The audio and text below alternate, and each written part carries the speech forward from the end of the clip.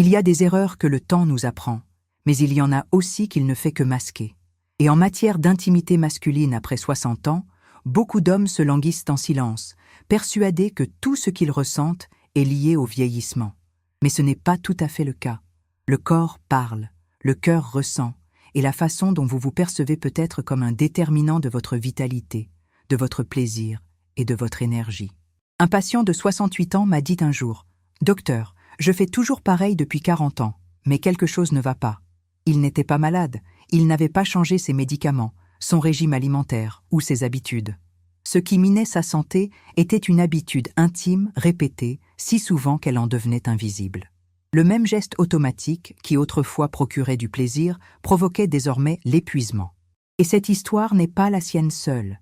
C'est celle de nombreux hommes qui ont appris à prendre soin de tous, sauf d'eux-mêmes. Avec le temps, le corps change, mais les soins personnels ne suivent pas toujours. Le cœur aspire au calme, la circulation sanguine a besoin d'espace, le plaisir a besoin de présence. Mais entre la précipitation, la routine et le silence, l'homme s'éloigne de lui-même. Et lorsque le corps commence à montrer des signes, moins de sensibilité, moins de désir, moins d'énergie, il est facile d'incriminer l'âge. Mais, et si le problème n'était pas l'âge? Et si c'était simplement des habitudes qui ne correspondent plus à votre corps actuel? Ces questions sont le point de départ de notre rencontre, car comprendre la santé intime, c'est bien plus que parler de corps, c'est une question de dignité, de connaissance de soi et de qualité de vie. Il s'agit de réapprendre à s'écouter. Aujourd'hui, je souhaite vous dévoiler les secrets de 7 erreurs courantes qui, sans douleur, sans symptômes et sans tapage, affaiblissent le plaisir, le cœur et la confiance en soi des hommes. Si ce sujet vous interpelle, aimez la vidéo et abonnez-vous à la chaîne. Ainsi, ce message touchera davantage d'hommes qui ont besoin de savoir que vieillir ne signifie pas perdre sa vitalité, mais plutôt une invitation à vivre plus consciemment. Car de petits changements quotidiens peuvent transformer non seulement votre corps, mais aussi votre bien-être. Et la première transformation commence lorsque vous décidez de vous observer avec curiosité, sans culpabilité. Lorsque vous choisissez d'apprendre, au lieu de vous cacher, c'est là que commence la véritable attention. Et c'est ce que je veux vous montrer aujourd'hui. Il y a des jours où se réveiller est un véritable combat. Le corps se réveille, mais l'esprit reste fatigué. On boit un café rapidement, on s'habille, on vaque à ses occupations, et pourtant, on sent qu'il manque quelque chose, de l'énergie, de la présence, du sens. Je me souviens d'un homme qui m'a dit « Docteur, je ne sais pas ce qui m'arrive. Je n'ai plus envie de rien faire, mais je n'ai pas le courage d'arrêter. » Cette phrase résume ce que beaucoup d'hommes vivent en silence. Le corps continue de fonctionner, mais l'âme est épuisée. Le temps passe et la routine en absorbe les signes. Un inconfort par-ci, une tension par-là, une mauvaise nuit qui devient une habitude.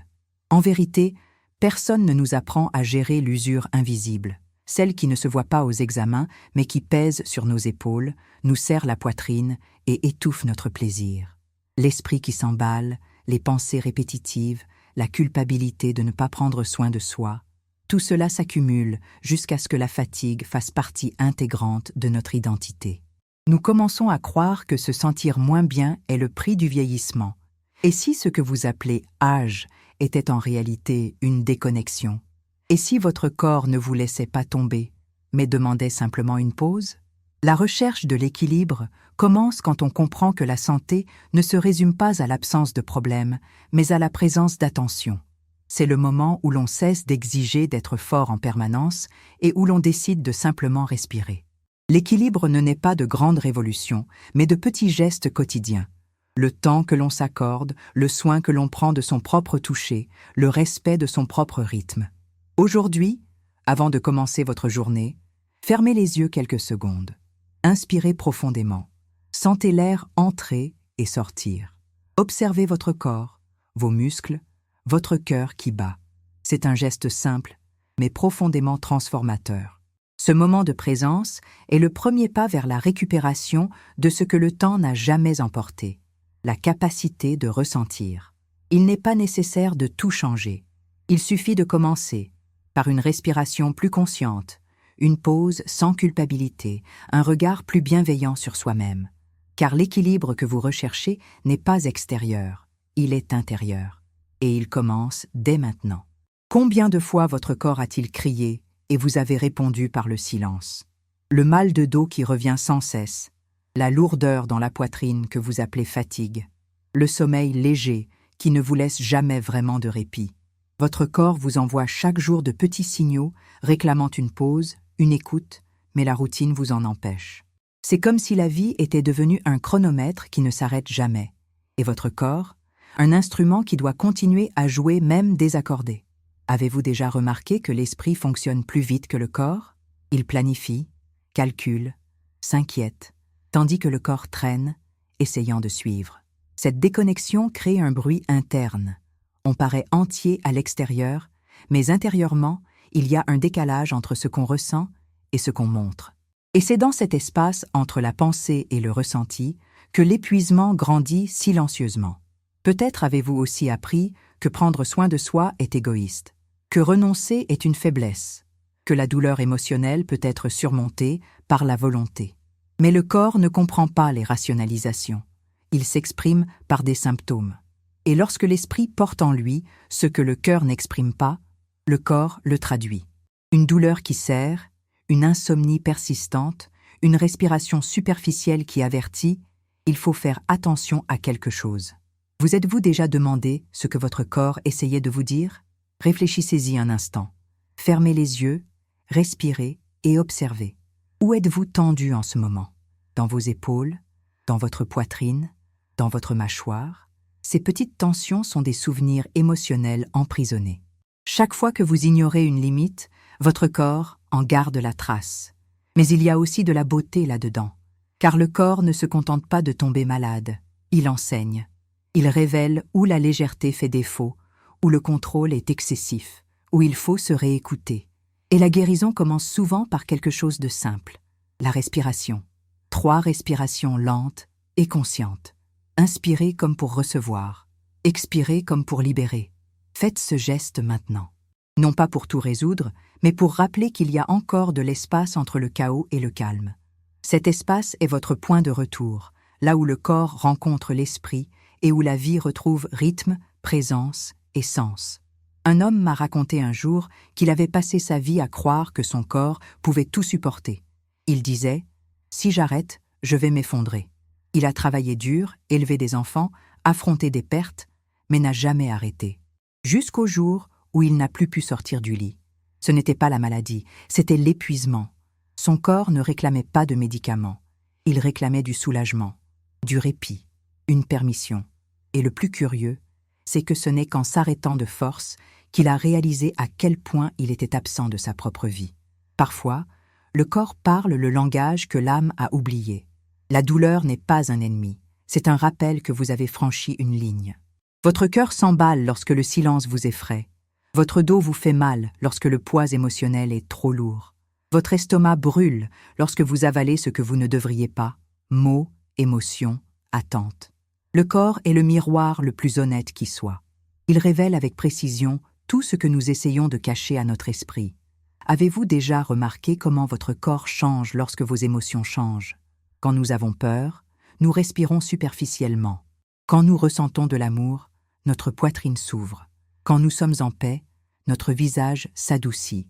Le corps est une histoire vivante, et chaque sensation est une phrase qu'il essaie d'écrire.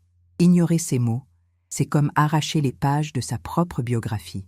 Un autre patient m'a confié qu'il se sentait coincé, comme si quelque chose en lui s'était durci.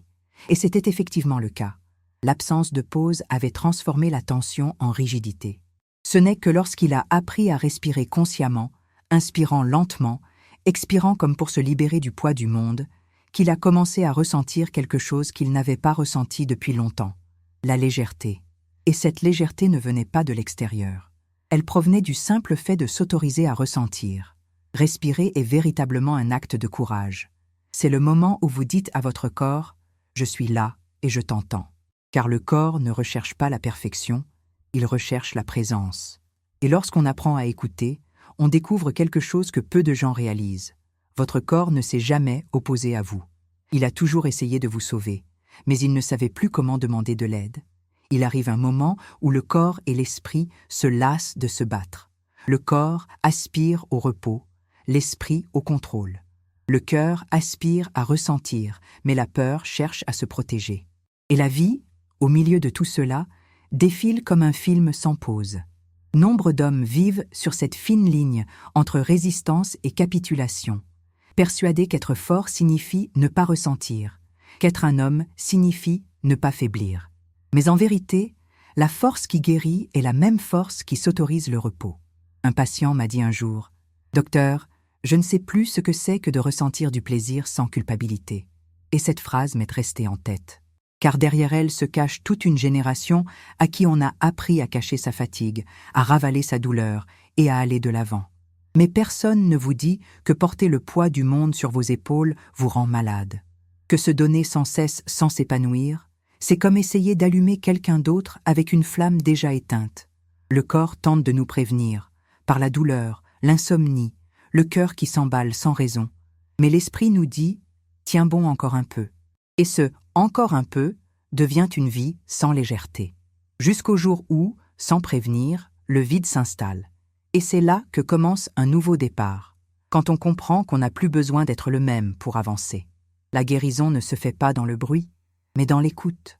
C'est lorsqu'on se regarde enfin, sans se presser, et qu'on réalise qu'il n'y a rien de mal à être fatigué, que le corps n'est pas un ennemi, mais un refuge.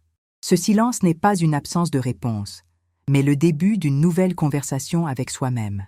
Le pardon, ici, ne concerne pas le passé. Il s'agit de s'autoriser à exister à nouveau, de manière plus légère, plus consciente et plus humaine. Aujourd'hui, avant de vous coucher, faites un geste simple.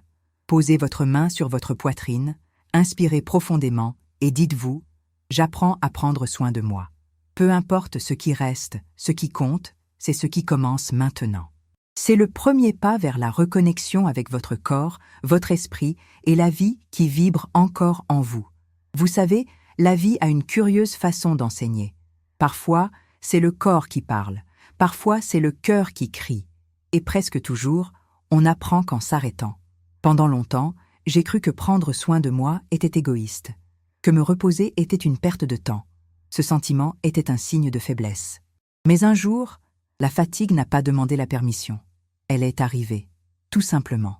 Et c'est là que j'ai compris que la santé ne se résume pas à ce que révèle un examen, mais à ce que l'âme ressent à la fin de la journée.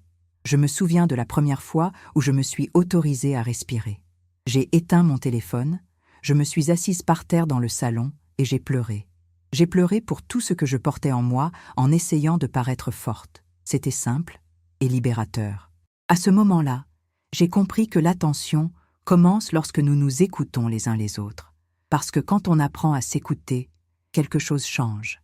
Le corps réagit, l'esprit ralentit, le cœur trouve un nouveau rythme. La transformation ne se produit pas du jour au lendemain, mais elle commence au moment même où vous décidez que vous méritez la paix. Il n'y a pas de formule magique, mais il y a une présence. Commencez par les bases, respirez profondément, buvez de l'eau, dormez légèrement, bougez votre corps avec intention et acceptez le silence. Écrivez ce que vous ressentez, célébrez les petites victoires et rappelez-vous, la santé n'est pas la perfection, c'est la présence.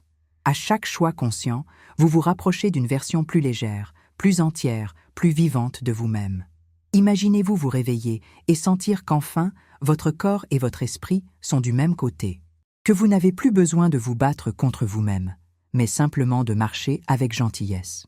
C'est là le véritable équilibre, lorsque prendre soin de soi cesse d'être une obligation et devient une forme d'amour. Si cette vidéo vous a touché, c'est peut-être parce qu'au fond, vous êtes vous aussi prêt à recommencer. Prenez soin de vous avec la même affection que vous portez aux autres. Et dites-moi dans les commentaires, quel a été votre premier petit pas vers le soin de vous aujourd'hui ? Parfois, c'est à cette étape que toute votre vie recommence.